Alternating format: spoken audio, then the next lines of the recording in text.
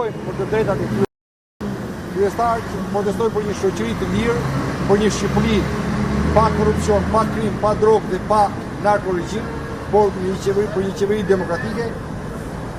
I është keq për shikon atje, të arrestuar, ndërkohë që në vend të tyre sot duhet ishin banditët me dhe pa uniform që i shërbejnë regjimit, që arrestojnë qytetarë në punë të tyre dhe në të drejtën e tyre, që dhunojnë qytetarët në mënyrë më barbare dhe më shtazarake. Pra këtu duhet ishin ata mercenarë me kapele dhe pa kapele që paguajnë për të shërbyer ligjit dhe i shërbejnë karteleve drogës dhe kusarve të pushtetit. Kjo do të marrë fund. Asgjë nuk e ndalon dot të drejtën e qytetarëve, po as edhe drejtësinë. Nesër pushteti i orave nuk do ta ketë të gjatë, nesër do marrë fund.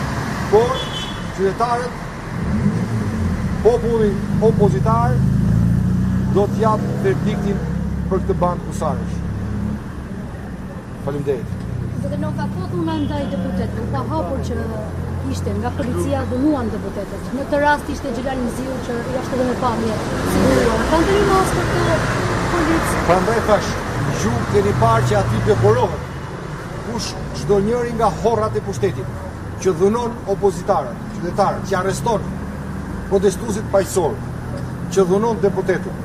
Çdo njëri nga ata horra që turpron uniformën e policisë kur shan protestuesit që keni parë ju, që keni filmuar dhe ju, ata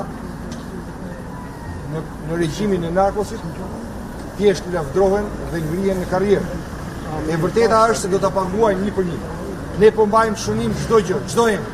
Kemi nisur t'i denoncojmë dhe t'i konsiderojmë, do t'i etiketojmë si armiq të demokracisë dhe të ligjit.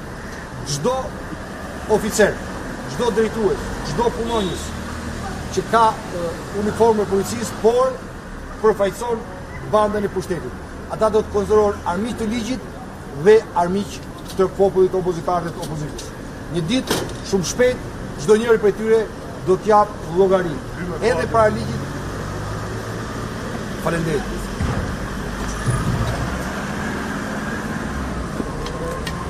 No, vi la quiero todo. Yo nunca doy